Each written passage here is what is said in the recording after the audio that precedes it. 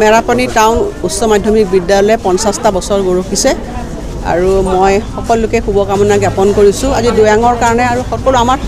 সমাজখনৰ কাৰণে এটা শুভ খবৰ যে শিক্ষাৰ লগত জড়িত থকা এই অনুষ্ঠানটোৱে 50টা বছৰ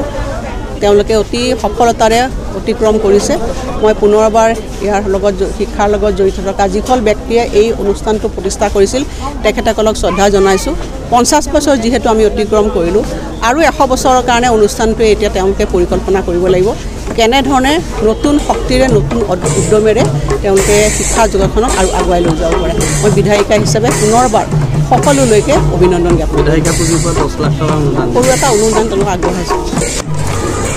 আমাৰ মেৰাপানী টাউন উচ্চ মাধ্যমিক বিদ্যালয়ৰ সোণালী জয়ন্তী বৰ্ষ অহা 12 আৰু 13 নৱেম্বৰত আমি দুদিনীয়াকৈ সোণালী জয়ন্তী বৰ্ষ উদযাপন কৰিছোঁ আৰু সেইদিনা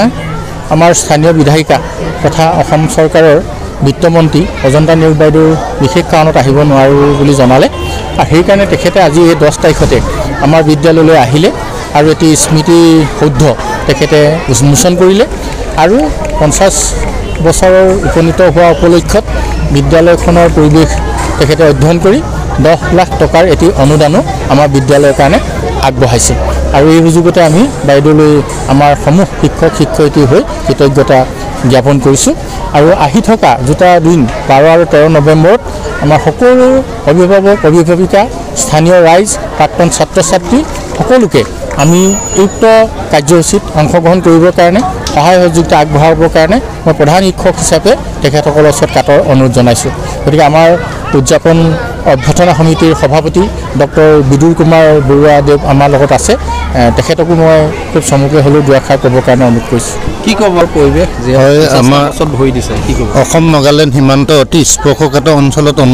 অৱস্থিত হোৱা মেৰাপানী টাউন হাইস্কুল এই বিদ্যালয়খনে 50 বছৰৰ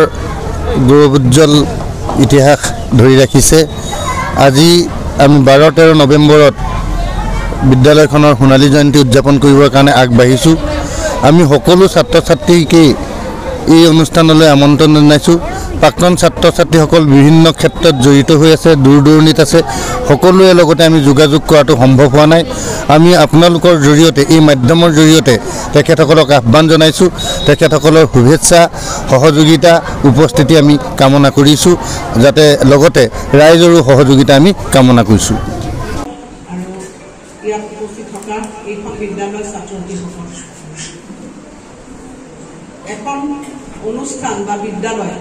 50টা বছৰ গৌৰৱিছে গতিকে আমাৰ সমাজখনৰ কাৰণে এটা অতি ভাল খবৰ এটা বিদ্যায়তনিক দিশত এটা অনুষ্ঠানে 50 বছৰ অতিক্ৰম কৰাটো সমাজখনৰ কাৰণে শুভ খবৰ কাৰণ এই বিদ্যাৰ অনুষ্ঠানবিলাক এটা সময়ত স্বাধীনতাৰ আগত বহু স্বাধীনতা সংগ্ৰামত জড়িত থকা ব্যক্তিসকলে ভাৰতবৰ্ষৰ যেতিয়া স্বাধীনতা বিচাৰিছিল তেতিয়া সেই স্বাধীনতা তেওঁলোকে বিচাৰিছিল শিক্ষাৰ জৰিয়তে সমাজখনক আন্ধাৰৰ পৰা পোহৰলৈ লৈ যাব শিক্ষাৰ জৰিয়তে আৰু সেইকাৰণে ভাৰতবৰ্ষত সেই সময়ত স্বাধীনতা সংগ্ৰামৰ আগৰ সংগ্ৰামীসকলে শিক্ষাৰ পোহৰেৰে ভাৰতবৰ্ষ স্বাধীন হোৱাটো বিচাৰিছিল আৰু আমাৰ সকলোৰে নিশ্চয় মনত আছে যে স্বাধীনতাৰ আগত বহু তেনেকুৱা ধৰণৰ অনুষ্ঠান আমাৰ সেইখিনি সময়ত মুক্তিযোদ্ধাসকলে সেই অনুষ্ঠানবিলাক ধৰি ৰাখিছিল বহুতো বিদ্যা জগতখনত জড়িত থকা ব্যক্তিসকল জড়িত হৈ আছিল ৰাজনৈতিক নেতাসকল সকলোৱে মিলি পেলাই সমাজখনক শিক্ষাৰ পোহৰেৰে আগবঢ়াই লৈ যাব বিচাৰিছিল সেইটো এটা বেলেগ অধ্যায় এইখিনি সময়ত এটা পৰিৱেশ বেলেগ আছিল স্বাধীনতা হ'ল দেশে স্বাধীন পালে আৰু স্বাধীন দেশৰ আমি নাগৰিক হ'লোঁ আৰু হোৱাৰ পিছত এই ধৰণৰ অনুষ্ঠানবিলাক ক্ৰমাগতভাৱে চৰকাৰীকৰণ প্ৰাদেশিকৰণ হ'বলৈ আৰম্ভ হৈছিল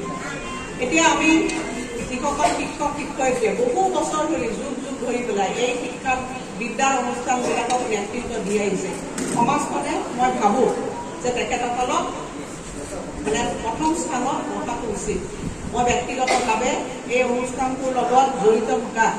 এই অনুষ্ঠানটোত নেতৃত্ব দিয়া যিসকল লোকে আজিৰ পৰ্যায়লৈ আনিছে মই সকলোকে ইয়াৰ বিশেষ এখন চৰকাৰী কৰ্মচাৰীসকলৰ ইঞ্চুৰেঞ্চ আঁচনিৰ দায়িত্ব মোক দিলে আৰু সেইখন কৰিবলৈকে মই গুৱাহাটীলৈ দৌৰা দৌৰিকৈ যাব লগা হ'ল এই দুদিন কালি আৰু পৰহি মুখ্যমন্ত্ৰী ডাঙৰীয়া এই আঁচনিৰ লগত মই জড়িত থাকিব লাগিব। সেইকাৰণে মই আচলতে দুখেৰে আপোনালোকক এই অনুষ্ঠানটোত মই আহিব নোৱাৰিম বুলি ক'লেও আজি যিহেতু মই গুৱাহাটীৰ পৰা চৰকাৰী আঁচনি লৈ আহিছিলোঁ, মই আপোনালোকক শুভকামনা দিবলৈ আহিলোঁ। বহুত বেছি কিবা ক'ব লগা আছে বুলি ভবা নাই। নগেন বৰা ডাঙৰীয়া, বিদুৰ বৰা, আমি গোটেই মেৰাপানী অঞ্চলৰ গোটেইখিনিয়ে যিসকলে দিৰাঙক সামাজিকভাৱে ৰাজনৈতিকভাৱে নেতৃত্ব দিছে, দিৰাঙৰ সকলো কথাই জনসাধাৰণক আগবঢ়াই লৈ যাব লাগে। আমাৰ অস্ত্ৰপাতে হৈছে শিক্ষা। মুক্তিযোদ্ধাসকলে যিখন সমাজৰ সপোন দেখিছিল, সেই সপোনটো যদি আমি সাকাৰ কৰিব লাগে, তেতিয়া শিক্ষাকে আমি অস্ত্ৰ হিচাপে ব্যৱহাৰ কৰিব লাগিব। মই প্ৰথমবাৰ যেতিয়া বিধায়িকা হৈছোঁ, আমি শিক্ষা বিদ্যায়তনিক দিশৰ যিবিলাক সমস্যাবিলাক আছে মই নিজে দেখা